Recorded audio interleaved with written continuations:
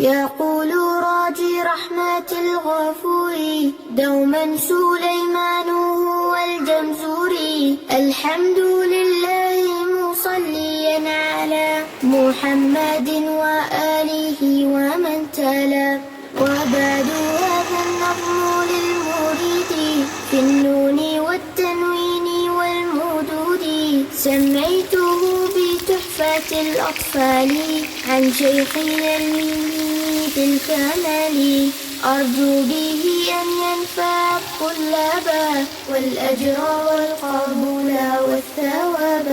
للنون إن تسكن وللتنوين 4 أحكام فخذ تبيني. فالأول الإفرار قبل أحرفي، للحلق 6 رتبت فالتعريف. همز فهاء ثم عين حاء، مهملتان ثم غين خاء.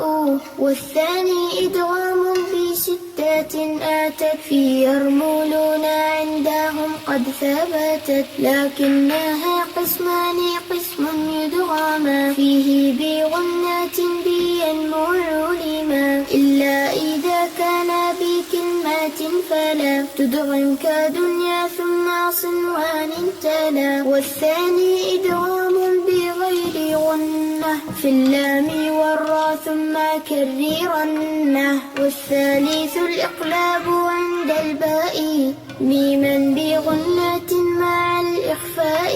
والرابع الإخفاء عند الفاضل من الحروف واجب للفاضل. في 5 من بعد 10 رمزها، في كلم هذا البيت قد ضمنتها. صف ذا ثنا كم جاد شخص قد سما، دم طيبا زد في توقا ضع ظالما. وغن ميما ثم نونا شددا، وسمي كلا حرف غنات بدا. والميم إن تسكن تاجي قبل الهجا، لا ألف اللينات لذي الحجا.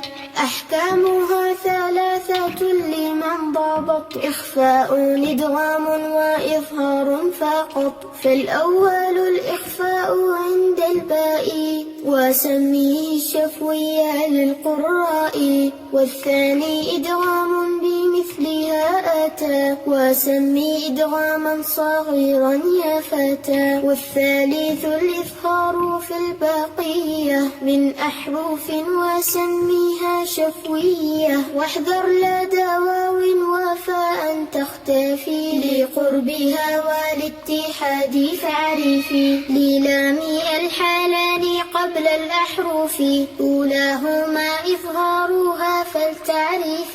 قبل 4 مع 10 خذ علمه، من ابغي حجك وخف عقيمه. ثانيهما إدغامها في 4 و10 أي